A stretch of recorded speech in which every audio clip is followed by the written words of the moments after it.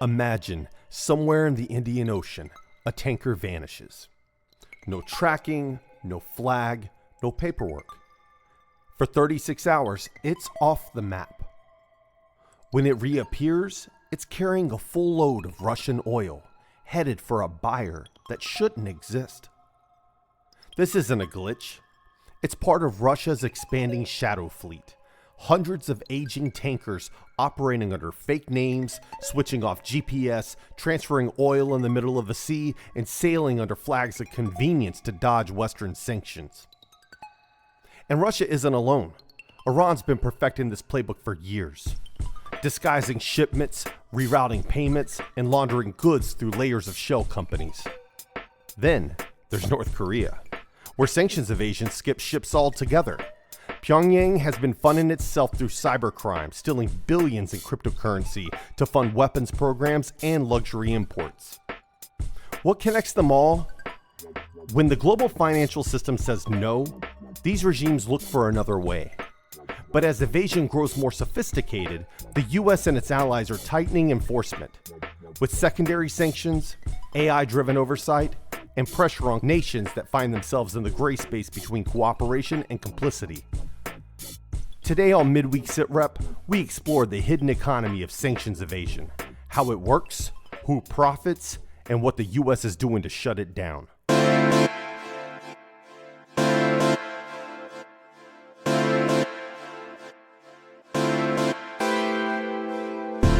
Hey everybody, welcome to this week's Midweek Sitrep, your weekly briefing on national security law and policy. My name is Jerry Fowler, and I'm your host. Each week I break down what you need to know and what you might have missed in the world of national security and business, all in under 20 minutes, so you can stay mission focused. Before we do a deep dive on the hidden economy of sanctions evasion, let's discuss what we should be monitoring in the world of national security this week. A private signal group used by senior Trump national security officials accidentally included a journalist while discussing upcoming military strikes in Yemen, exposing sensitive U.S. operations and triggering bipartisan calls for a full investigation.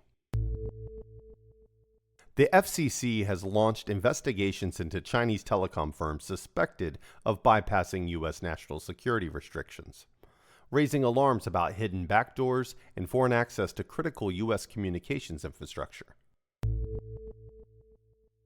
North Korea has stood up a new military unit, Research Center 227, designed to deploy AI-powered cyber tools for espionage and network disruption, signaling a new era of state-sponsored digital aggression. On Monday, the news broke that DNA testing giant 23andMe filed for bankruptcy. The news has triggered urgent concerns about the fate of 15 million users' genetic data, raising red flags over privacy, bioterrorism risk, and foreign access to sensitive U.S. biometrics. In a high-level Senate briefing on Tuesday, the heads of the CIA, FBI, and national intelligence warned that threats from fentanyl trafficking, cybercrime, and foreign adversaries are growing.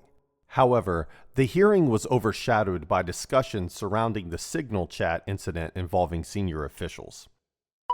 Stay ahead by monitoring how these stories evolve. Now, let's get to the hidden economy of sanctions evasion.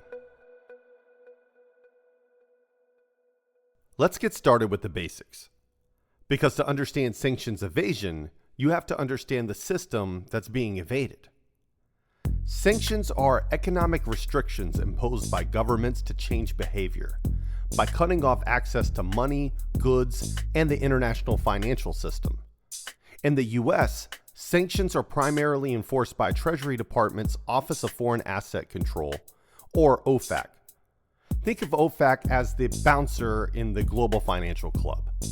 If your name, or even your business partner's name, is on the list, you're out. No entry, no deals, no exceptions. When OFAC places someone on the Specially Designated Nationals list, or SDN list, that person or entity becomes untouchable. No American company or bank can legally do business with them. And here's the kicker.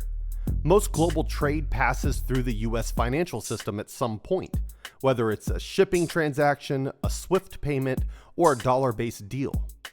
So when you're on the SDN list, it's not just the US cutting you off, it's the world.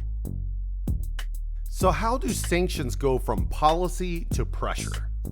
The answer is enforcement. And it's more than just freezing a bank account. Here's how it actually works in practice. First, there's financial blockades. Assets under US jurisdiction, such as bank accounts, property, ships, they are frozen. Any transaction touching a sanctioned person or company gets blocked. This doesn't just cut them off, it makes everyone else think twice before getting involved. Second, there's SWIFT access and payment system isolation. Most international payments flow through SWIFT. SWIFT stands for the Society of Worldwide Interbank Financial Telecommunication. It's the secure messaging system that banks around the world use to move money. Think of it as the global financial internet. If you're cut off from SWIFT, you're cut off from international banking. So when sanctioned entities are cut off, they lose access to global finance. That's how Iran and later Russian banks got boxed out, by being digitally locked out of the system. Third, there's export controls and licensing bans. If you listen to episode 4, you should be a little familiar with export controls. Well, in this context, sanctions include bans on shipping controlled tech, parts, and goods. If a third-party distributor moves US origin semiconductors to a sanctioned entity, enforcement is waiting. Fourth, we have maritime tracking and shipping pressure. Sanctioned vessels can't access ports or get insurance. The US tracks them using satellite data, maritime analytics, and pressure from allies to stop evasive behavior like the AIS blackouts and mid-sea transfers. Fifth, we have secondary sanctions, the global pressure point. The US can sanction non-US companies that help a sanctioned party. If a logistics firm in the UAE or a Turkish bank enables a blacklisted Russian entity, they can be cut off from the US system too. That's how the US extends reach, by making access to dollars the price of compliance. So the bottom line, sanctions are only as powerful as the enforcement behind them. And enforcement today is global, digital, and moving fast. Sanctions are powerful, but they aren't foolproof. The reality is, sanctioned regimes are highly motivated, well-resourced, and often surprisingly innovative. They don't just give up when they're cut off, they adapt. So how does sanctions evasion actually work? Well, it starts with financial concealment, hiding the source or destination of money through layers of shell companies, proxy accounts, and non-dollar payments. Then there's trade deception, mislabeling cargo, swapping documents, and rerouting goods through less scrutinized jurisdictions. And finally, maritime evasion, where ships turn off GPS, conduct mid-sea transfers, or change names and flags to obscure their identity. So with this, do sanctions work? Yes, to a degree. But they require alignment from the US government, its allies, and the private sector. If even one of those pillars break, evasion networks find a way in. Let's look at how the world's biggest violators do it. First, we have Russia and their shadow fleet. A fleet of aging, uninsured tankers sail under fake names, turn off GPS, and do ship-to-ship transfers. Their goal? Keep oil flowing without alerting regulators. Then there's Iran, the veteran operator. Shell companies, Hawala networks, Dubai free zones. Iran's strategy is old school, but sophisticated, and it's worked for decades. Then there's North Korea, the digital thief. North Korea skips the tankers and heads straight to the servers. The Lazarus Group has stolen over $3 billion in crypto.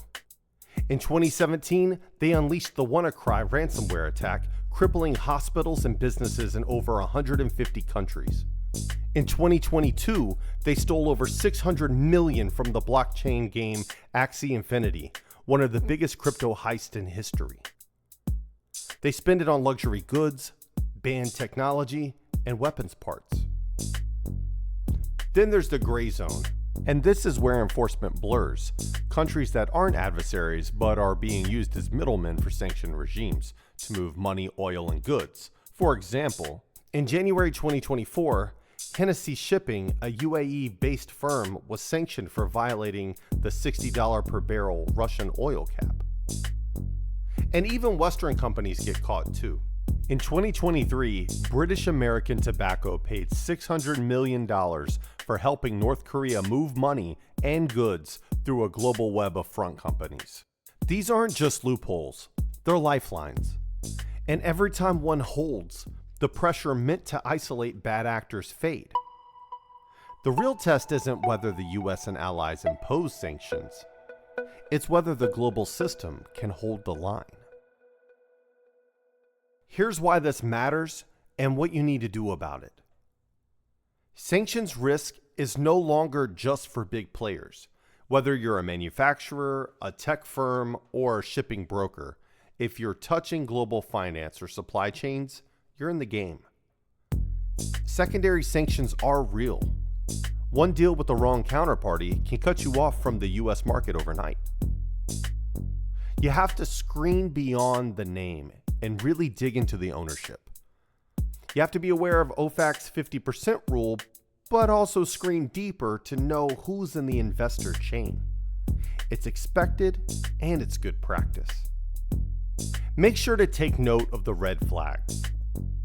If you see AIS blackouts, ship-to-ship transfers, frequent flag changes, routing through other nations known to be in that gray area, and payments routed through high-risk jurisdictions with no business justification, stop and escalate it. These are textbook signs of sanctions evasion. You should also invest in smarter screening tools. If your compliance program still relies on spreadsheets, outdated watch lists, or static vendor databases, you're taking unnecessary risk. AI-powered screening tools can help flag anomalies, map ownership structures, and monitor shifting risk exposure more effectively. And here's another good practice tip. Conduct regular audits or assessments. You want to know where your stuff comes from, who touches it, who owns your vendors, who's in the vendor supply chain, who's in the investor supply chain. Stay on top of that information, and you might want to start an internal exposure audit this quarter. Now you might be thinking, I don't work in finance. I'm not in the shipping business. Why should I care? Well, here's why. For the individual, let's talk about higher gas prices. When sanctioned oil gets smuggled through risky routes, it drives up shipping insurance, distorts global markets, and costs you more at the pump. There's also slower payments and more red tape. Have you ever had a payment flagged or delayed by your bank or Venmo? As sanctions enforcement ramps up, so does global financial scrutiny. Have you been hacked? Well, that's not random. North Korea isn't just hacking governments. They're stealing crypto and draining digital wallets to fund missile programs. And on top of all of this, products cost more. Supply chains get messier. Sanctions force companies to reroute goods and find new suppliers, which means delays, shortages, and price hikes. Sanctions evasion isn't just a geopolitical problem. It affects the price you pay, the apps you use, and the security of your money. So what's Washington doing about all of this? And what's next under President Trump? Let's break it down. Under Trump's second term, sanctions enforcement has taken on a sharper, more unilateral tone. The Treasury Department isn't waiting for broad international consensus. It's acting fast and independently, using sanctions as a blunt instrument of economic statecraft. Expect to see more U.S. pressure on third-party facilitators, especially foreign banks, shippers, and intermediaries in places like Turkey, the UAE, China, and Southeast Asia. Translation: even if you're not a U.S. company, if you help a sanctioned entity move money, you could lose access to the U.S. financial system. Just this month, President Trump imposed a 25% tariff on any country buying oil or gas from Venezuela, directly targeting China and other third-party buyers. Now, this move bypassed multilateral coordination entirely and sent a clear message. If you do business with regimes under U.S. pressure, you're going to pay for it. Under Trump, sanctions aren't just a response, they're a starting point. From oil tariffs to crypto tracking to tech export bans, economic pressure is now the first move in geopolitical conflicts. This means we're likely to see more surprise actions, fewer waivers, and a longer list of entities under scrutiny. So what's the bottom line here? Well, this isn't business as usual. Sanctions have become a fast-moving, high-impact tool of U.S. foreign policy, used not just to punish adversaries, but to shape global behavior in real time. The days of long lead times and quiet diplomacy are over. With this administration, you better stay on your toes and be prepared. Now, a single executive order can blacklist an entire sector overnight. A tariff could drop within 24 hours notice. And while you're trying to stay on top of all of these updates, a missed ownership link in diligence could expose your business to civil or even criminal penalties. And the cost of falling behind isn't just legal. It's reputational, operational, and public. And when enforcement hits, it's rarely quiet. Well, that's it for today's Midweek Sitrep. If you enjoyed this episode, make sure to subscribe, share, and stay engaged. And while you're at it, stop by our store and pick up some merch. Link in the description and on our social media accounts. I'm Jerry Fowler, and remember, everything is national security. See you next time. The information provided in this podcast is for general information purposes only and does not constitute legal, financial, or professional advice. Listeners should consult with a qualified professional before making any decision based on the content discussed. The views and opinions expressed in this podcast are those of the host and the guest and do not necessarily reflect the official policy or position of any government agency, the U.S. military, or any employer, organization, or entity with which we are affiliated. Mention of a company, product, or service in this podcast does not constitute an endorsement or recommendation. Any references are for information purposes only. This podcast does not disclose any classified, proprietary, or confidential information. Discussions are based on publicly available information and personal expertise.